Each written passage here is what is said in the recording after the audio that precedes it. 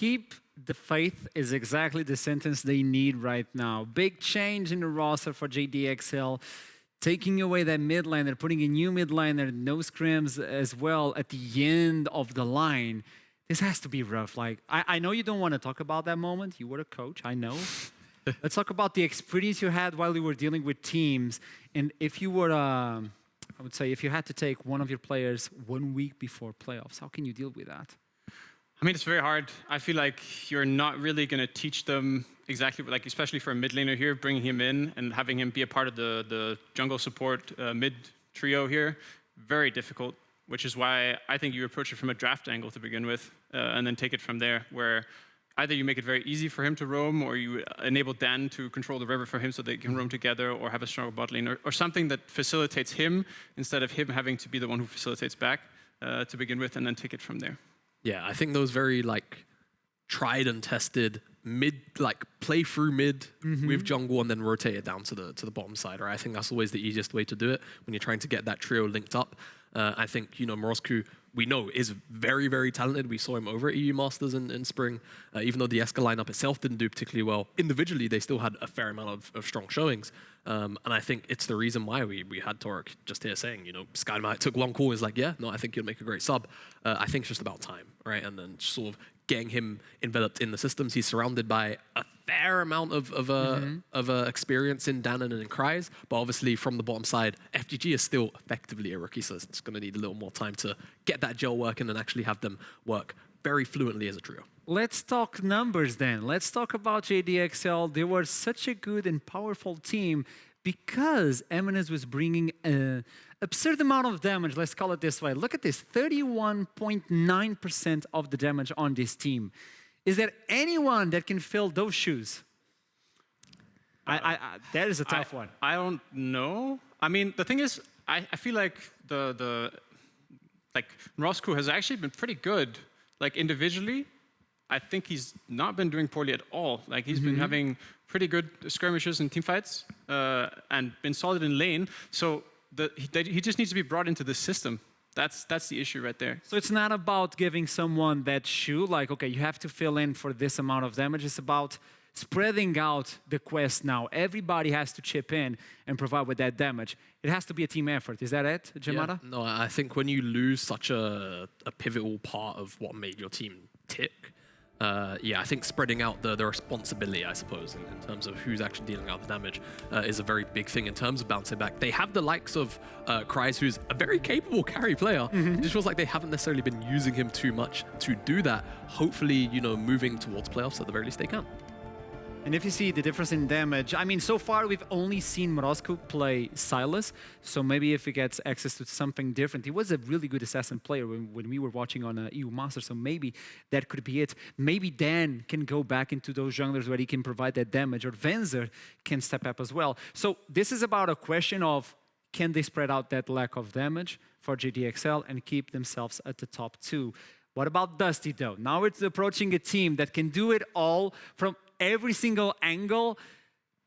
Let's talk about Nets. Like the way they've been winning, they were kind of slumpy in the beginning of the split, and all of a sudden, boom, to the stars. 8 winning streak. What can you expect from this team now looking into JDXL? Look at that. You can expect a lot. That's the hype train right there. That's the hype train. Let's go.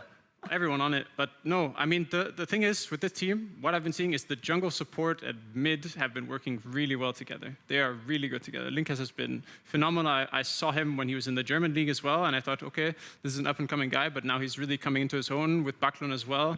I've been really excited about this team, and it's hard not to be when you look here, right? So it's hard not to be, and they did a lot of changes from spring split to summer split. I would say like 5 changes. That is actually the narrative from this one. Even though Baklun is still on the team, they did took him out, and then he came back because he enjoyed the team so much. Yeah, it was more or less Baklun was like, hey guys, I'm gonna go explore my options. Maybe his options weren't great. I'm not going to speak on how his options Maybe he can say, went. like, I like this option. But he was like, you know what? Actually, no, Dusty was great. So he came back. The team was effectively kind of, in a way, rebuilt around him then. And yeah, he's been having an absolutely fantastic split off the back of it. I think, surprisingly, him and Linkus have linked up quite well. When I saw Barkland last split, I felt that he was definitely more attuned to playing with junglers that are very, lane heavy in the sense of giving up their own resources. Linkus, to me, is not that kind of player. And I think the fact that they've been able to actually hit a strive as a duo and then also move it to side lanes has been really, really impressive to me.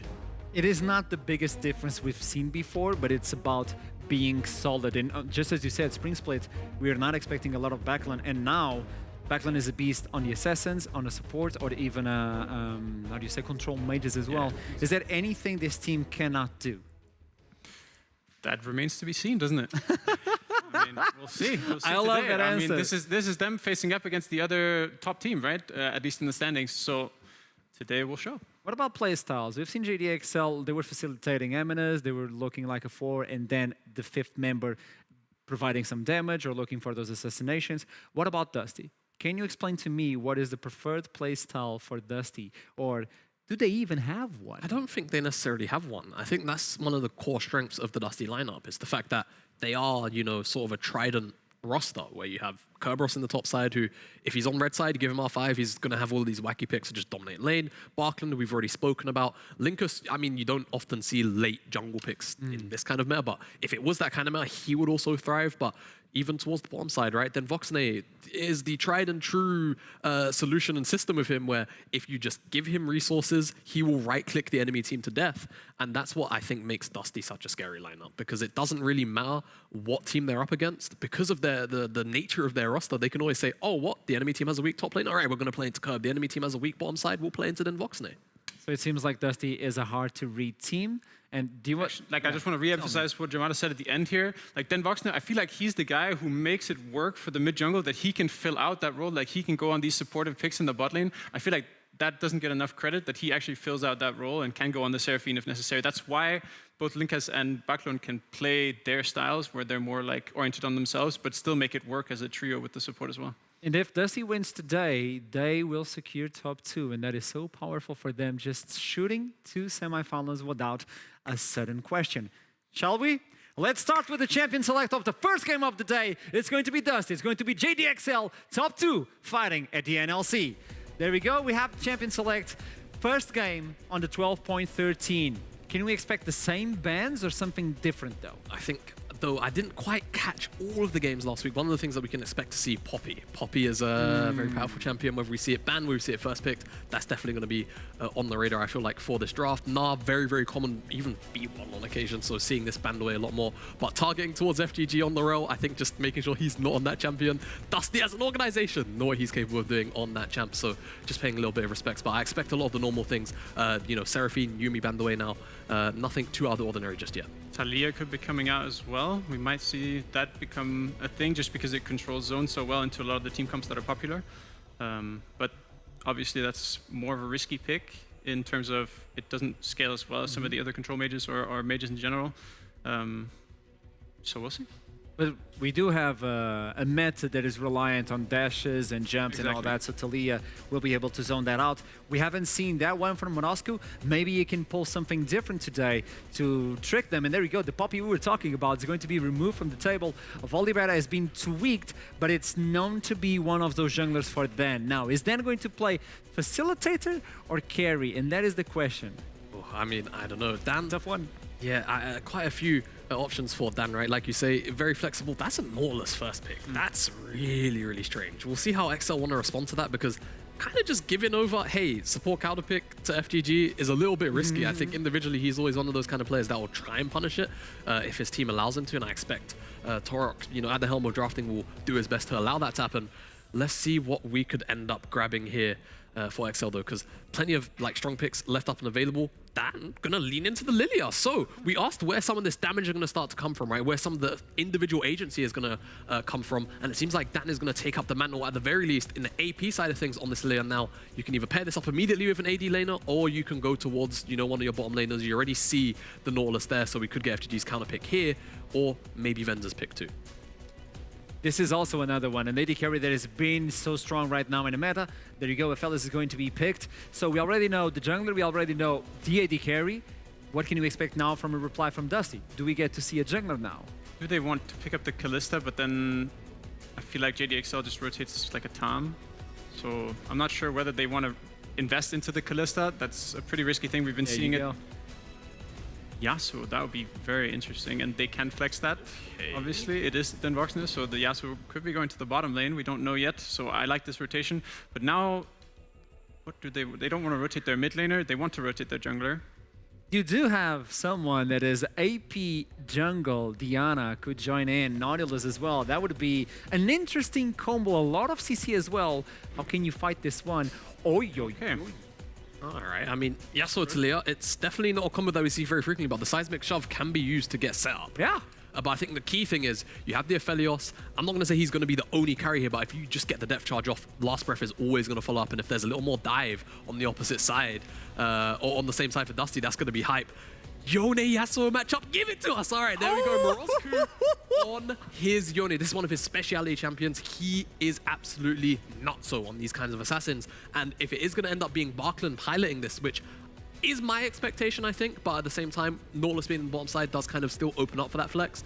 We're going to have a very, very fun time in the mid 2v2. We'll see now what XL want to do, because they still have their support to pick up, and they also have their top laner to pick up. They're probably going to go for their support now, so I expect them to try and pinch away at Kerberos' champion pool, and there you go, Sejuani taken off the board. I wouldn't even be too surprised to see maybe another engage tank, something like the Ornn, just to have it completely removed as an option, as another knockup for setup for Yasuo. Yeah, and Ornn just looks completely insane here for Dusty, so I expect that for sure to be taken off the board. But this is what we're talking about with these AP junglers. We need the AD mid lane source, and we have it.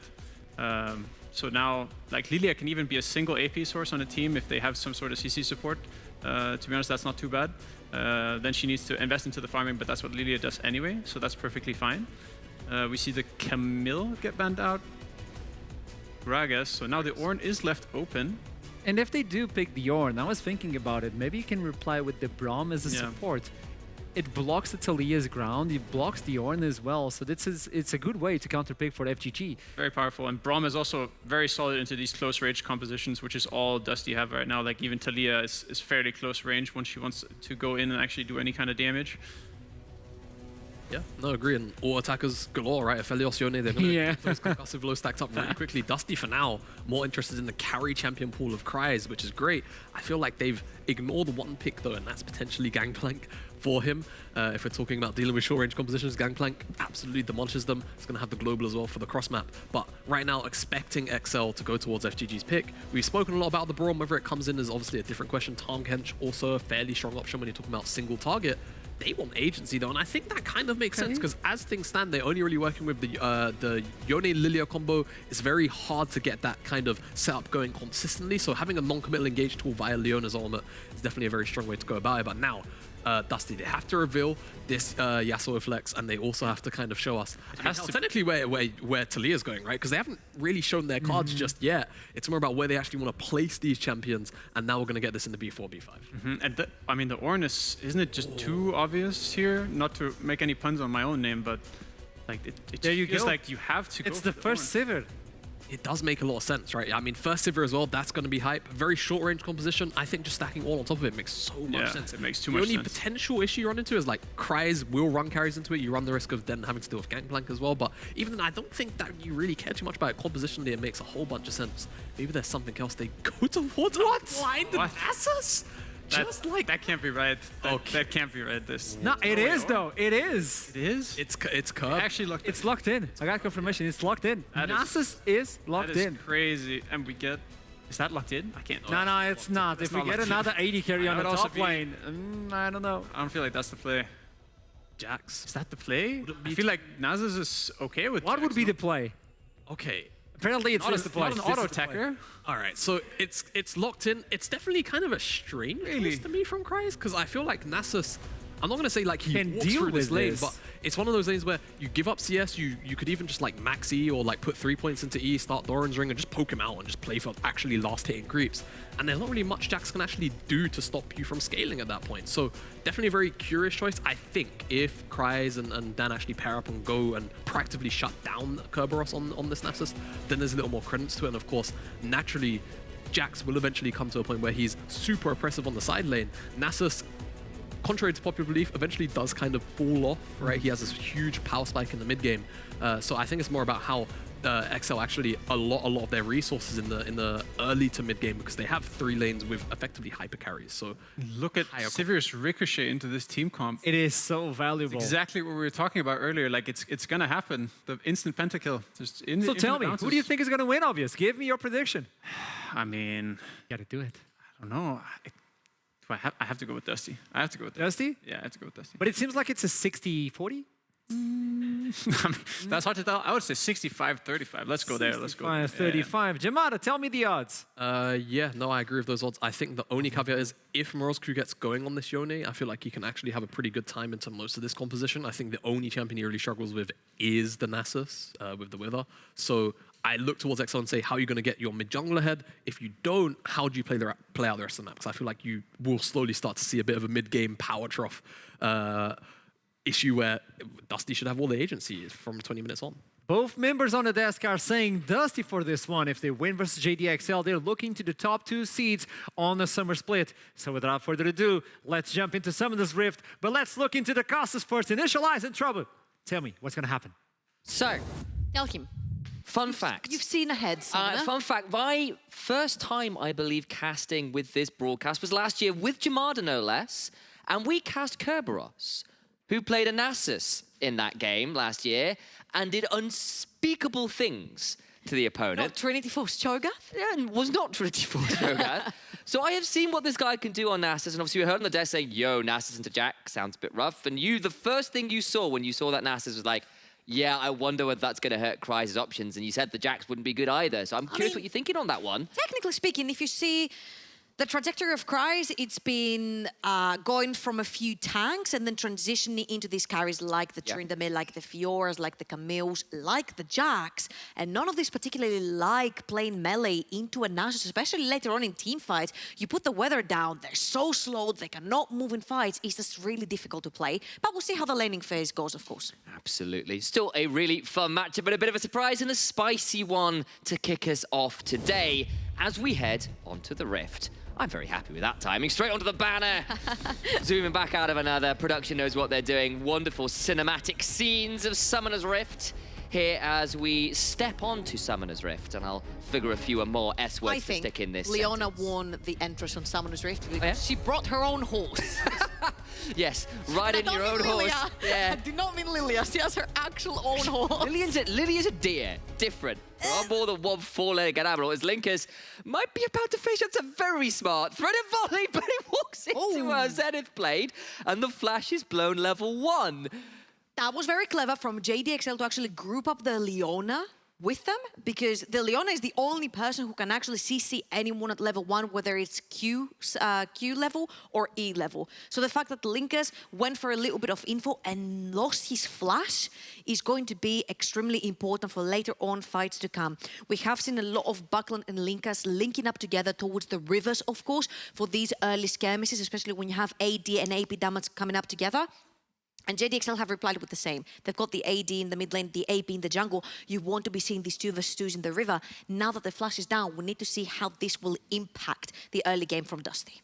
Keep our eyes on that, and especially considering Dusty have been something of a revelation this split. They have stepped up from spring with this new roster. Backlands had this incredible glow up, and they are now competing here for first. Both these teams now tied at 12 and 4. We've already talked a little bit about XL's trajectory towards the end of splits, and what was laughingly referred to as a curse is now turning to be more and more like reality. And of course, Morozku having to step in some very big shoes. And we were sitting in the green room prepping this game and saying, well, we want to start a lot of these conversations. And we kind of want to say, okay, well, what has kind of been starting to go wrong with JDXL over the last few weeks? Okay, so I think they talked about this on the desk as well. The fact that they've lost the high-risk, high-reward player, right, in the likes of MNS. The fact that this guy, yes, he was taking most of the resources, but he was doing 32% of the team's damage. You lose a lot of that clutch factor that you had a lot of the times when JDXL might have fallen behind or might have not done a lot in a team fight, and he would pull them ahead, right?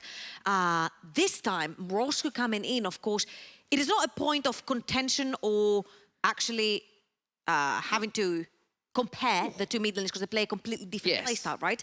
But at this point, I feel it's up to Kryze and Dan to pick up the pace. They're the two veterans in the team. They're the two ex-LEC players. And with 3 rookies in the team, FTG just joining, Morosco just joining as well.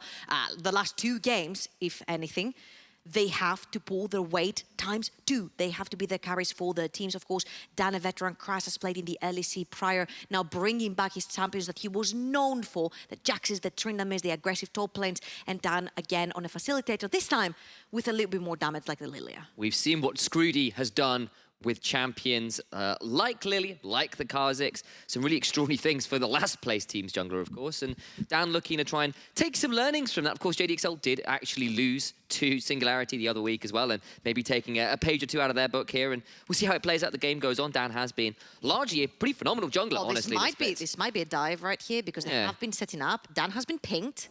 Yeah, there is a decent ward going through. His Linkas will be on the other side of the rift. So not too much more to see. And I think you're right to call out these 2 veterans, these 2 players who we saw a lot from for Kryze, particularly in spring.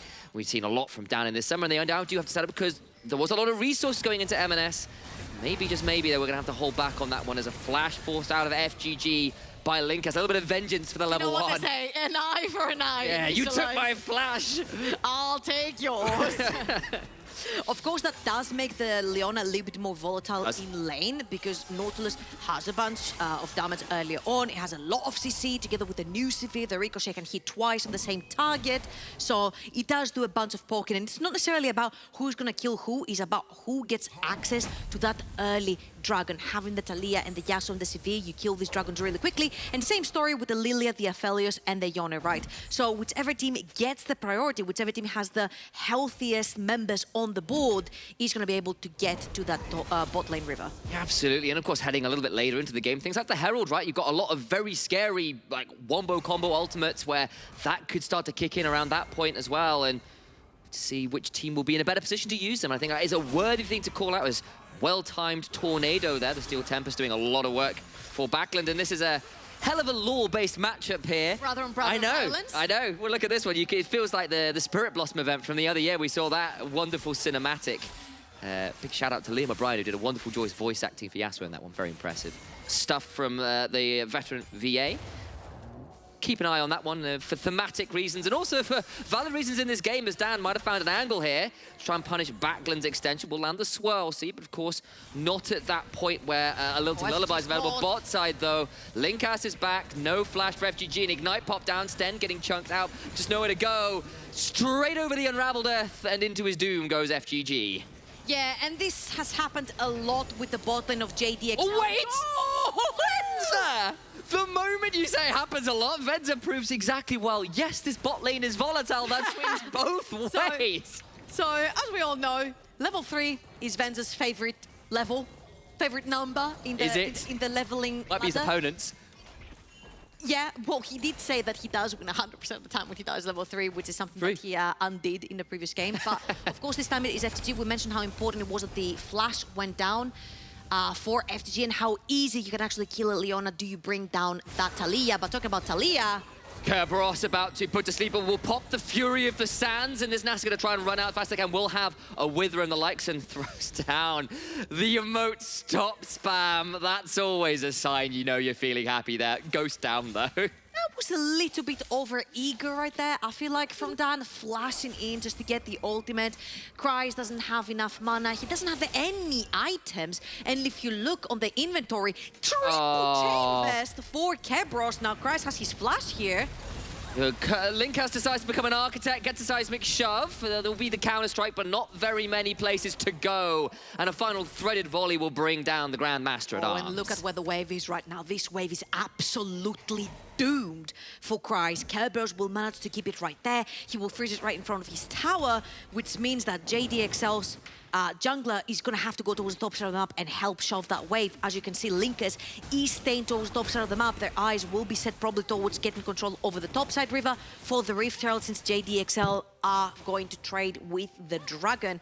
And all eyes open, because in about 30 seconds, you will see a bunch of supports roaming the map at 8 minutes. Usually Wonder why? What happens at 8 minutes? I don't know. Usually see teams shift towards the top of the map, which is the Rift Herald spawn, of course. Important of things to come. And Herald, in fact. Of course, and items are very important Yes. for that particular roam as well.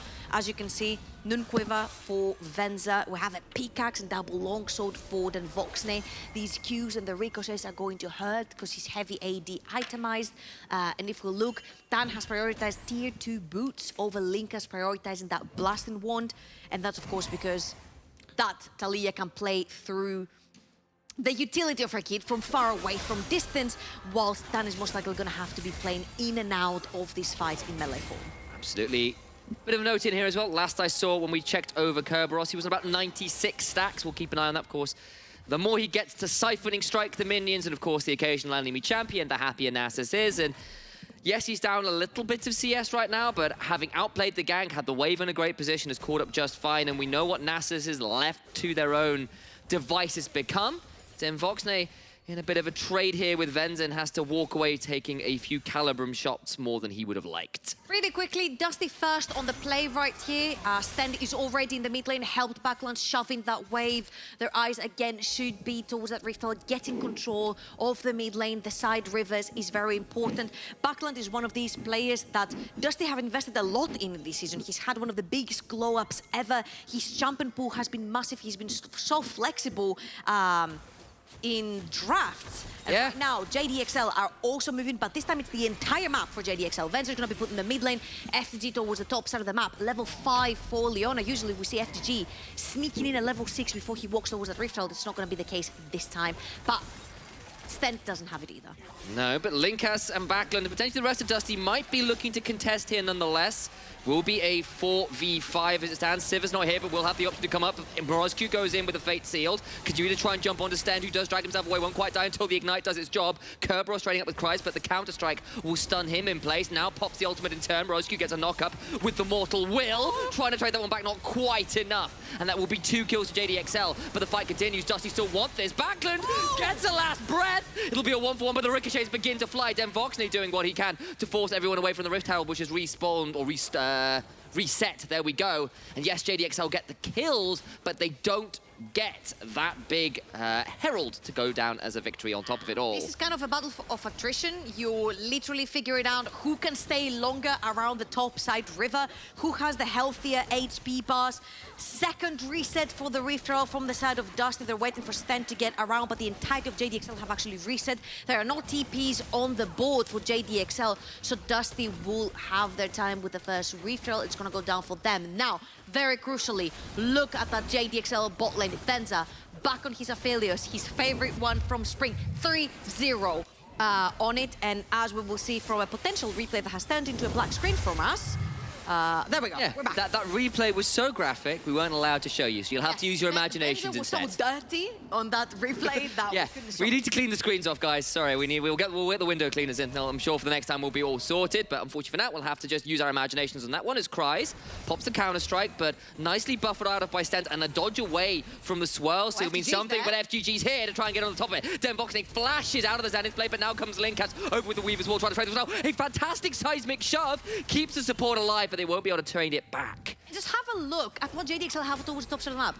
Jax, Lilia, Leona. You know what all three of them are? Melees. The second Talia shows on the maps, he can keep everyone at arm's length, and this is so important, especially the rocks that she puts on the floor, where she doesn't allow anyone to dash over. Morozcu has dashes, Jax has the jump. It really sort of shakes the dynamic of how these champions want to be playing the team fights, going in, coming out, especially when the rocks are down.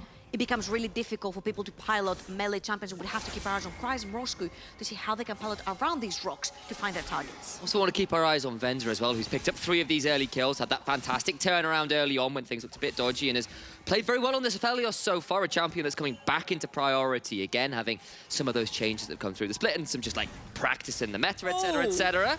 Enough talking about him right now, though, as it was a decent hook there, and maybe get to turn our eyes back to him. And we know we've had our conversations about this bot lane. We've considered them volatile, I think is a term where we've seen some early deaths in lane. The jokes about level 3 aren't always jokes. But we have also seen some really high hive from both of these players in the bot side for JDXL. And right now, Venzer in a really good position to carry in a game where he may well be asked to do so.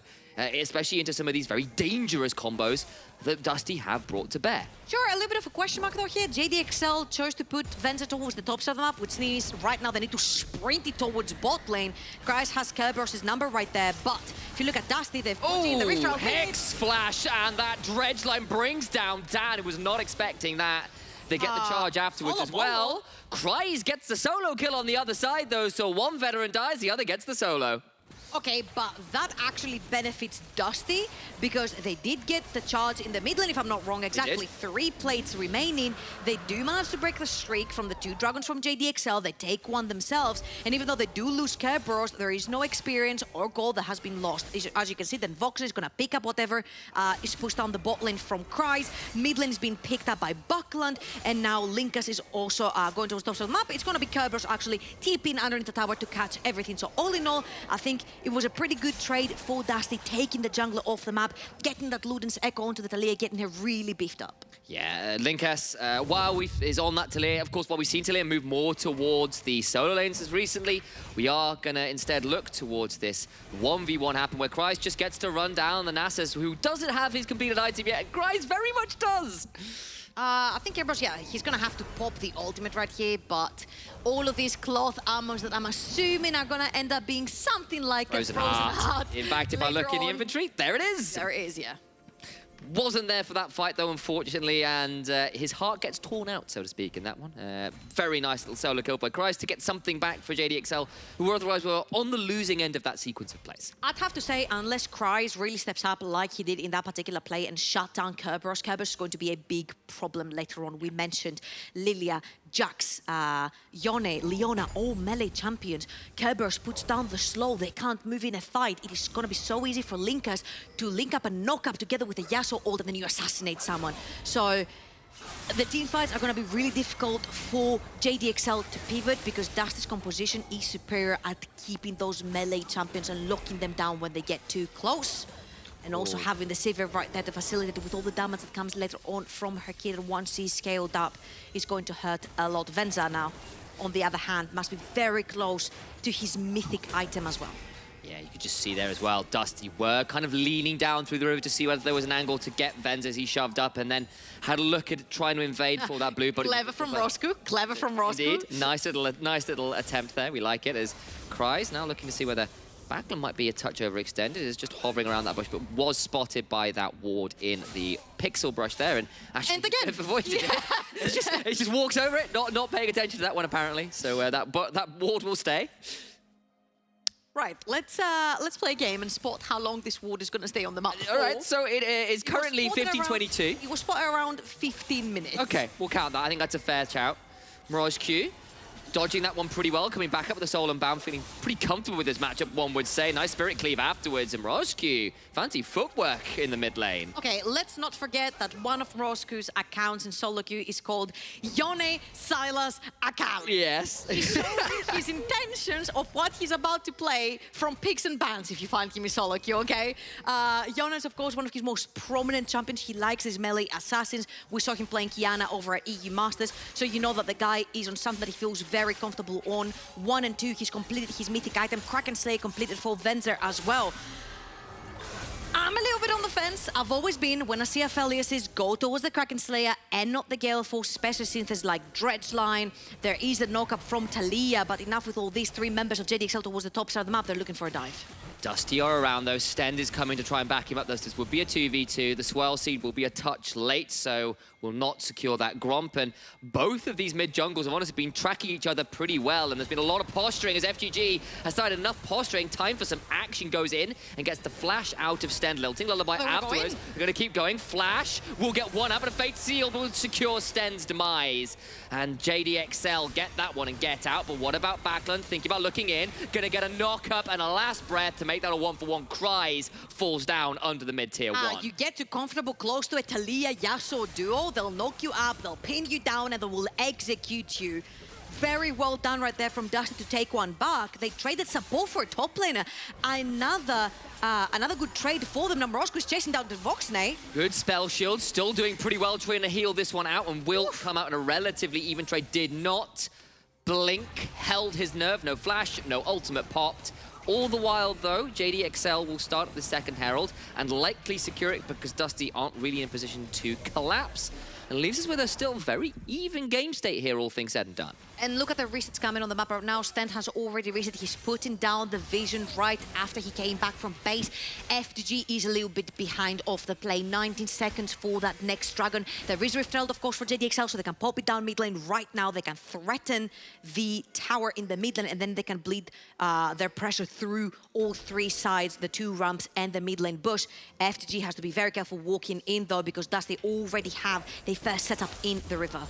Warden the Pixel Brush on the other side this time for JDXL, doing a lot of work, hasn't been spotted for the last 30 seconds. So Dusty have been very much on vision with these attempted setups for a little while now. Finally spotted, but Amroshq gonna try and get something, but that's a fabulous turnaround. Amroshq has to fate seal his way out of danger because very well interrupted by the Nautilus. Rift Herald charges in mid lane, but the Dragon started up regardless. Hex Flash being channeled by Stend. Already proved his worth with that throughout the day. Dragon secured now. Dusty trying to extract themselves. Turning it around though. Seismic shove. Morozko still low. Goes down as he's siphoned. 5 stacks for the Nasus. Cries down to 5 HP. You've got to assume Venzer trying to trade out on the other side, but he's split off from the team as the Nasus continues to hunt forwards. Weaver's Wall plus Wither is a deadly combo. One more for Linkas. Stan now having to run away, and Dusty come out solidly on top. That was a fight where Stend had no ult, where Backland had no ult, and the Taliyah ult is basically just utility. It doesn't deal any damage, it doesn't provide any big deal in the team fights. Dusty won a fair and square fight with just Sivir and Nasus ultimate. This is how difficult it is to pivot all these melees into Dusty's composition. Kryze dives in. He's instantly blown up at this point. This Jax is a piece of paper. He's very, very, very volatile to actually jump in. And as we see it again, you see Morozko on the tops of your screens. He's not allowed to join back in. 5 members strong from Dusty. And when Kryze chooses to go in with Counter-Strike, he's instantly blown up by Sivir and Taliyah right there as Kerberos is tanking in the front lines. And yes, Kryze got a kill onto these Nasus, but when Kerberos right now is so tanky and is allowed to pretty much push out of the fight 3 members of JDXL, it becomes a problem because who is actually going to deal with that Nasus chasing at you? We didn't see a good Moonlight Vigil right there from Venzer as well. He didn't have the right guns to do so. So from now on, I think it all lies on Dan getting a good engage and Venzer try and make this capitalizing. fight happen. Stend manages to buffer that one pretty well alongside the Blast Cone. Some good Dread Signs to get out of dodge over multiple times. Morozko did secure that red buff though, so that is a win for them nonetheless. But all the while, Backland's getting free time on this tower. You've got that mid lane tower getting pushed in a little as well, but that's about it. And now we've got to start asking these questions again about JDXL. How do they play these games in mid-game? Because before, so many of the resources went to M&S, and this game, we're beginning to ask those questions again. Who is going to stand up and fill in those shoes, fill in those damage numbers? Maybe it can be Kryze, but it's been a hit-and-miss game so far. It's a little bit difficult, right? Frozen Heart has been purchased. We're going towards that Sandra as well for Kerberos' Nasus. She's going to be a beast in the fight. And yeah, the question comes back to JDXL. How do you play? What is your play style right now? Shoving money into M&S is no longer a thing. This time, it's Venzer with the gold in his pocket. This time is Venzer with the chance to carry the team forward. Weaver's Wall is there, but Backland's on the wrong side, but it doesn't matter, because a last breath will allow a very swift entrance into the fight nonetheless.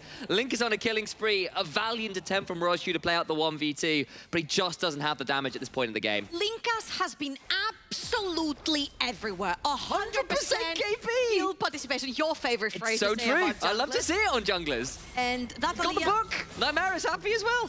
And that Taliyah also purchasing Medjai's right here shows you how confident Linkas feels on the champion. He knows that he's not going to be getting touched from anyone anytime soon because Kerberos is going to be in the front line, Backland's going to be in the front line diving in with his ultimate, and Linkas is going to be providing that utility and the AP damage that the team needs. JDXL are going to have to find a different avenue other than team fighting to try and break Dusty. Right now they're behind 2,500 gold.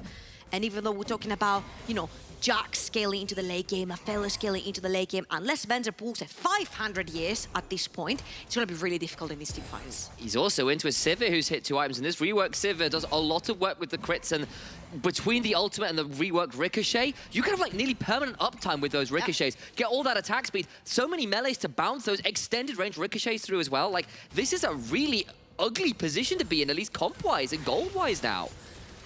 And as you can see, Dusty are grouping up as 4 in the mid lane. They're going to take down that mid lane tier 1. Only FTG and Venzer left there. Oh, that seismic Don't shove! you wish you had Gale Force at this point, a Failures player? Oh, a little bit of bitterness cries into the backside, tries to make something happen alongside Mrozq, but Linkas has a stopwatch to immune the Fate Sealed. They kill off Cries, and now Mrozq must run and try and find some way to safety, but there is no avenue, no route, only the grave. And Yasuo will help secure his brother's demise. In fact, he wasn't even there. Yeah, and Dusty are going to sprint it for Baron. I want to reiterate, us in the NLC, analysts, everyone, we've rated Dusty from the start. We're like, surely this team will make playoffs. The entire roster is an upgrade from Spring. They're looking pretty good. Now, Dan is going to try for the steal right there, but I don't think Stend and Kerberos are going to let him get anywhere near, so he's going to have to give up. But again, Dusty, we said, surely this team makes playoffs again.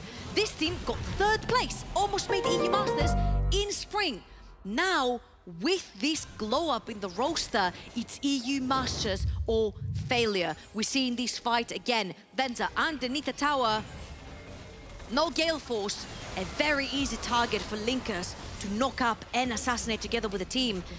Dan and FTG melee champions cannot get too far onto the wave, and I think JDXL here are praying for a miracle because they're going in full versus 5. The TPs are coming down, they lose 2 more members. Now it's time for a dragon fight. Soul point going to be denied as Dan gets that one, but is now in a deadly position. Venzer with Severum Crescendo doing what he can, flashes in to try and get it. It'll be a 1-4-180 carries traded, but Linkas doing so much work on the sides. Cries, seismically shoved, not going to get too much more done. Mrozq having to flash out. Cries continue to try and duel out with Linkas, but you cannot counter-strike the threaded volleys, and they'll come out 3 for 1 ahead even if they do lose the dragon. 7,000 gold diff right here for Dusty. They lose the soul point, but it does not matter because they managed to kill another 3 members. That means bot lane tier 1 is going to fall. That means mid lane tier 2 is going to fall. Link is going to go back to his jungle to get that red buff as well. And it's Dusty domination all across the board. 3-1 and 8 for the Voxnet. 2-1 and 6 for Backland.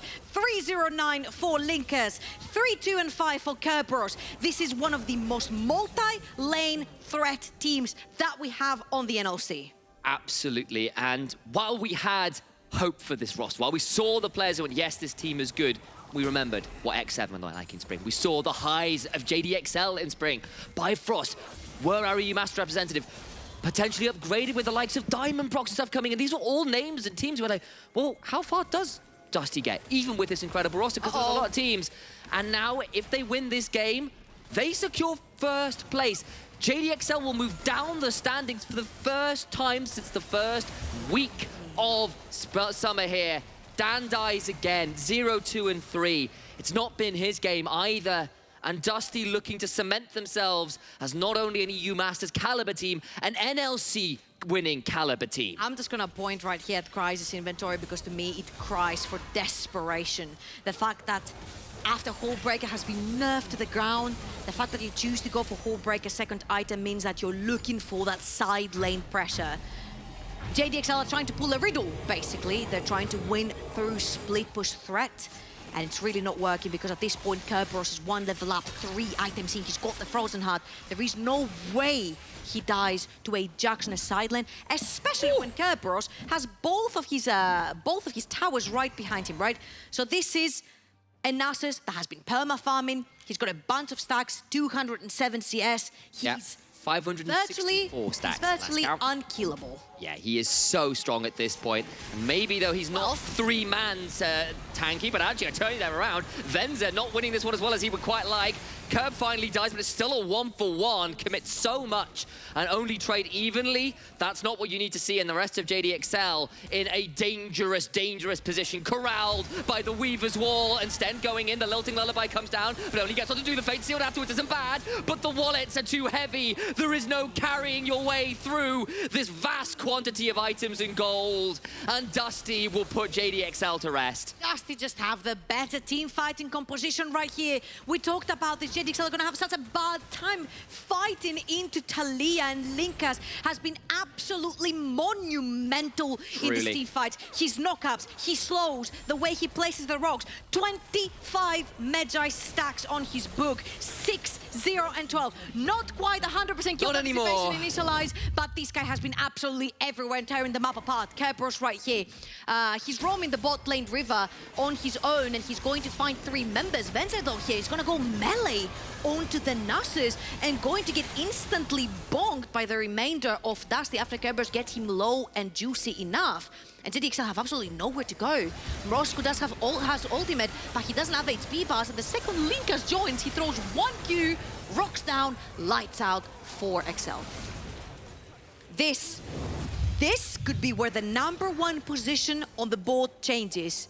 Guys, the NLC #1 team in the standings has not changed since XL got their first victory. Yep.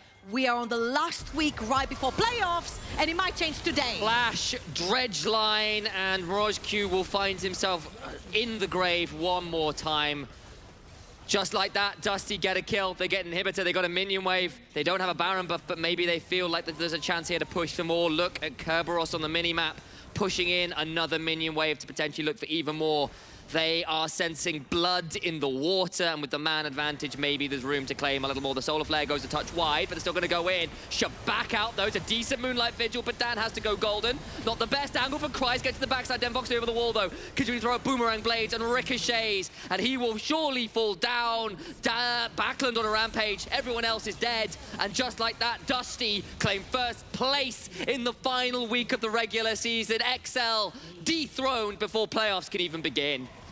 Dusty, this season went from surely they will make playoffs to maybe they'll be the 4th or 3rd team in the league, to maybe they can challenge Riddle for 2nd, to maybe they can challenge XL for 1st, to maybe and surely and 100% locking in 1st for themselves until at least Wednesday. Brilliant stuff from them. We had our questions about the draft disadvantages XL were looking like they were in. The Nasus felt like a clutch pick. The Sivir felt like a clutch pick. The Talia felt like a clutch pick.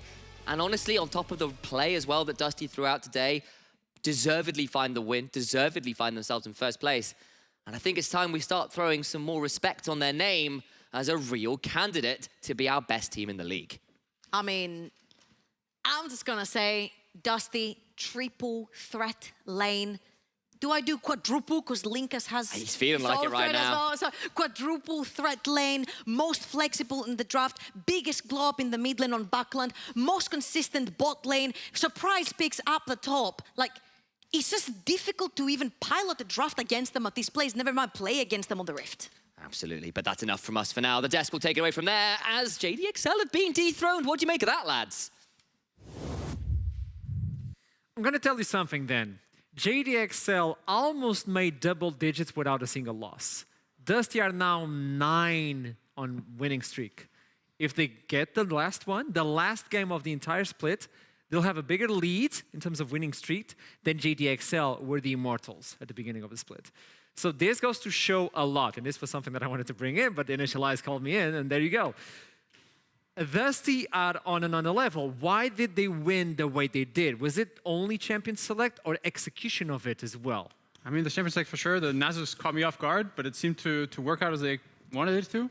But I think the mid 2v2 is what really killed it for them.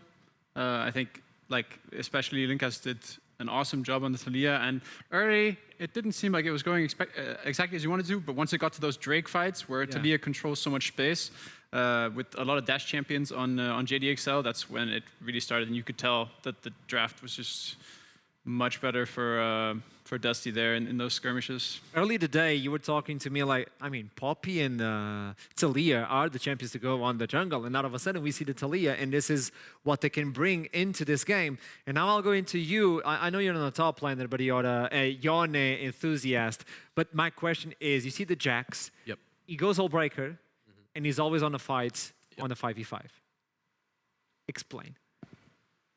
Look, man, I did you dirty, I know. I can only give you so much analysis, right? It was definitely a bit of an all-over-the-place game from JDXL.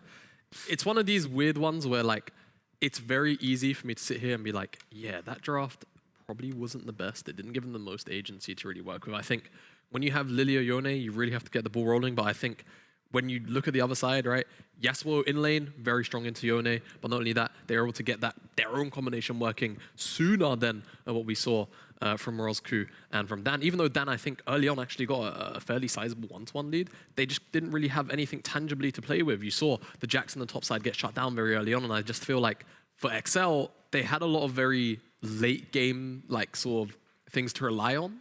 But the point it was of their 2v2 in the mid jungle that they had to also snowball that to really have any kind of agency. And yes, they have the Leona from the bottom side, but we never really saw FGG get into positions where he was able to set up for the rest of XL consistently. To wrap up about this post-game, I want to ask you specifically, looking back into your dark ages as a coach, let's look into this. And you look into JDXL, you are a former coach, and you look into this. Do you believe this is a team, or they're fighting against each other, trying to look for things? They're not a cohesive team. What do you take away from JDXL right now? It's hard to say from the outside, right? But like the last 2 games, the pick that Kryze has been going for with the Zeri against the Gangplank last time, and the Jax against the Nazas, and just the comp in general from Dusty here, it didn't make very much sense to me. And either they're thinking like, okay, Kryze is how we win our games, let him have whatever pick he wants, or I don't know. Like he's not choosing the right champions for himself. Like obviously in draft, players have a lot to say, if not everything to say, depending on the coach. So it's hard to say why they're doing these choices, but that's where I'm looking for sure. It's a big question mark still for JDXL. For Dusty though, it's a mark as they're about to go into 10 winning streak, and we're about to talk with Stend that is waiting for us. Welcome back to the show. Hello. Hello. You're almost at 10 winning streaks. How do you feel? Bro, I'm so happy. I'm so happy. I don't know how to explain what I'm feeling, but I'm so proud of the team, and I hope it will continue. But yeah, for now I will just celebrate with them. Did you ever believe when you started the split that you could be the team that would go into first seed? Yes, I mean I went here to. That was my goal when I joined the league. And I joined Dusty. So yes, I knew we could do it. Okay, big question for you is, when you look into the night, there's always a brighter star, right? You always see a star that is brightening above the other one. Can you point me in this game, what was the star in Dusty that allowed you guys to pick this really big win versus JDXL? I think Linkas did an insane game with his Talia. Like he was really consistent. I trolled a bit early game, and he still managed to hard stomp enemy. He had a big lead on the jungle, and then in team fight he was just one-shotting everyone and not allowing Jax to play. So yeah, big shout out to Linkas for this game. You are at least top 2 right now for we are secured first place. It's secure. It's 100% yes. secured. Yes, 100%. I need to look into that holy shit yet again. That is a big one. So now you are 100% first place. If you would look into the second place, and if you think JDXL will take the second one, do you believe it's going to be an easy semifinals? Easy, I don't know. I think we will be favorites, I would say. But I will respect them for sure. Like they are not doing that well recently, but maybe they can come back and play better in the future. So I will just respect them and play our best and focus on our own gameplay more than them. Understandable. You guys have been forcing your enemies to play your own game. This is a really good trait for you guys. This is amazing to see. Not a lot of teams are understanding that you guys don't like to play their game. You force the enemy to play your game.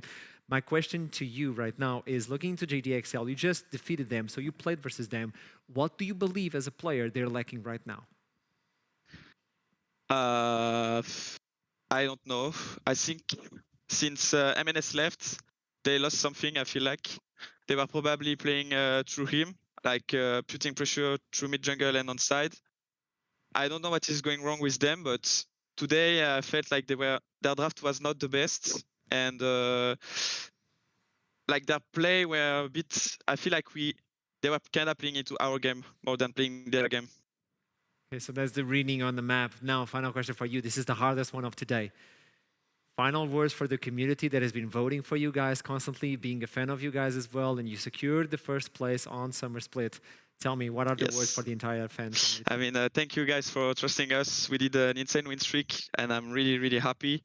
I saw a lot of votes for us on Twitter, so yeah, thanks a lot. There you go. Thank you so much for this interview, and go celebrate, man. Have a nice day. Just go and cheer that one. You did amazingly throughout the entire summer split, and I'll see you soon. Always a pleasure, Stend. Thank you. Bye-bye. There you go. This is another aspect that we don't often talk about, the fact that the team can force the enemy to play their play style. This is really hard to execute, no? It is, and I feel like how they managed to do it was picking the Nazes. Like, that's not what you're expecting. Like, I feel like JDXL are like, what do we do with this one? Yeah. Like, you could tell in the draft, they're like, I don't know what to do. And that's how you make them play your game, right? So, very good. And you're talking about that you really like doing Champion Select. When we're doing Division 2, I completely just go to the bathroom. I don't even care while he's doing Champion Select. How strong of a Champion Select is Dusty right now? In terms of like their consistent drafting, honestly, I think pretty good. This is a pretty like strong case study of, hey, we can pick weird stuff, and there's probably not much you can do about it in this particular instance. I think, especially when they had removed away the Gwen and the Camille, I think was what the final bans were for Dusty. It's like, okay, what are you going to pick to sort of outscale this Nasus on the side lane? The answer is not too much. And I think as well, just kind of across the board, Linkus being very, consistent on this Talia today. Actually, fun fact on Linkus, he tweeted me just before we went back to the analyst desk. Apparently, he's never lost a game whilst I've either been on the broadcast as an analyst desk or actually casting him. So great job, Linkus. Apparently, I'm their lucky charm. So if that's anything to go by, their Wednesday game should be all right as well. I would say they have a 9 winning streak, and you were not here for those 9 victories. So I don't know of a lucky charm you are, but okay. I could be the lucky charm. See? 100%. 100% victory for him. On just the other saying. side, JDXL are going through a rough patch, so let's talk with Venzer to understand a little bit more about not only this game, but the entire split. Welcome back to the interview, Venzer. This is a rough time for JDXL. Do you believe you guys were forced to play the playstyle of Dusty, or what happened through that game? I mean, forced to play their playstyle? I don't know about that, but I mean, it was a bit hard to play our game in this game, but I don't think that's much to do with like having to play their playstyle and more to do with just how we played and kind of how we drafted. So, do you believe the draft and the execution of it was that difficult for you guys? Yeah, I mean, I think we got caught off guard by like a few things, especially like blind pick Nasus. Did not expect anyone to do that. I mean, I guess we should expect it, right? It's Kerberos. He does weird stuff, but yeah, I mean, we couldn't find the pick that's good into Nasus and like good into that comp in time, and it was just a bit rough.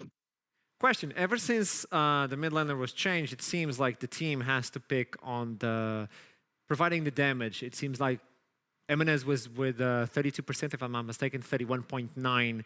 Is this something that another player has to step in, or is this a workload that has to be spread across you guys? How do you feel about that one? I mean, it's just it's weird, like because you have like we kind of have to learn the game anew, because the way we played with MNS was like very unusual, and I don't think there's like any player that you can just like slot into that and we would keep the same playstyle. So we're kind of like relearning, I guess. So we're also getting the mandatory in-split slump out of the way before playoffs. So we are about to jump into a best of 5. We still don't know what the slot you guys have, because you can still go into 3rd seed, if I'm not mistaken, due to the math of the rest of the teams. We still have to see how Riddle is going to play today. If you do end up on 3rd place and you have to look into Bifrost, X7, Astralis, a rough patch of teams, are you comfortable that playoffs will be different than these best of 1s? I mean, honestly, if we get 2nd or 3rd, it doesn't like really matter. Like we just have to like fix how we play, like fix like find our identity, fix how we play, and then we're just gonna win. Or if we don't do that, we're just gonna lose. It doesn't matter which place we end up with. So you're still confident that from now until playoffs, you can still fix whatever is happening? Yeah, I'm pretty confident. Okay. If you had to pick a team, if you end up 3rd place and you had to pick a team of all those top 6, who would you pick? Wait, who was it again? Astralis, Bifrost. Astralis, Bifrost, X7. Yeah, these are the teams. Yeah, not sure. Probably X7. No, not X. I don't know. They're all kind of the same. I feel like it's. Yeah, I mean it's just you play the people you have to play, and you just beat them if you play good, and you lose if you play bad. So. I guess that it's a 50% of winning, I guess. You either win or you don't. Thank you so much for this one, Venzer. Best of luck for playoffs, and I'll see you soon, I hope. Have a nice one. All right, bye-bye. Obviously, they're still taking a shaken from this one. It's complicated. I know it's those normal answers. Well, we either fix, we either don't, we either win, we either don't. It's a complicated, but for you guys, your point of view, how can they fix this? Because they're missing on the damage department, but if one has to step in, the rest of the team can be complicated. How do you fix this one? I think it's a hard issue to fix, especially when you don't really have that big of a time between now and playoffs. You heard it from Venzer there, like they do have to relearn how to play the game, right? Eminez was very much a very resource-heavy mid laner, shall we say. So, like, I think the fact that now we've traded out Eminez for Morozku, it is a situation of, okay, this is basically going from, let's say, 8 out of 10 gameplay to learning the fundamentals again, because you have an entirely different mid laner with different experience and a different skill set. So I think for them, like Venzer says, it'll take time. Whether they're going to be ready before playoffs, that's a different question, because right now they do look very, very shaken. They don't necessarily look as sharp as we've seen them before. Obvious, what is your take on this one? I mean, as I mentioned earlier, I think draft is the quick fix, right? Draft is a quick fix, and what they were drafting today was not it. That was not how you quick fix that. You put Dan on something that can enable Morozku in the mid lane to either play for the mid lane 2v2 or make it easy to roam to bot lane, like something that easily pushes and can just easily group up with Dan and have him, guide him along. That's the play, and that was not what their comp was today. Today they needed to win the mid 2v2 and bring it out onto the map, and they did not succeed. Easier compositions for the team that is struggling probably will get them the results they're wanting, yeah? Right now, yes. Okay, so let's look into the standings and understand how JDXL are faring. And Dusty, for the first time, we get to see a new team on the top one. It is Dusty. They are locked in regardless of what happens. JDXL looking into the second spot, but Riddle still has a game ahead of them. So something weird might happen until the end of the split. What is your take, boys, on this? I mean, I think for me, now I look towards Riddle, right? I think they have the prime opportunity to try and pounce into the second spot, especially if JDXL continue to kind of go through this slump at the moment. I think it's pretty reasonable to assume that Riddle kind of just leapfrog XL, but they have to get over their own hurdle first today before we can start to talk about that. It's the final week, so let's see if Riddle are capable of jumping into the second seed as we move on to the